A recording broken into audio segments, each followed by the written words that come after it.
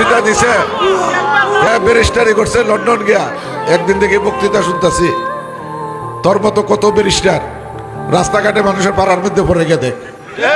আজকে 8 জন আসছিল এখানে, বিলাতে লেখাপড়া করে মানুষ সভ্যতা শিখে, খাওয়াইতে হয় কিভাবে, খাবার দাবারও শেখায় এখানে, রাজ ফ্যামিলির সাথে ডিনার করতে হয়, কোন পোশাক কোথায় গিয়ে পড়তে হয় এটাও শিক্ষা দেওয়া হয়। আর সে শিখছে এইসব জিনিস, বাটপানি। হ্যাঁ বলে উন্নতি করব। আমি আর আগেও বলছি কয়েক জায়গায়, আমার মোল্লা কাসিদ মিয়া নামে একজন লোক আছিল, বয়স্ক লোক, হাইকোর্টে তার মামলা, টাকা পয়সা লইয়ে গেছে, উকিল সাহেবকে দিতে হবে।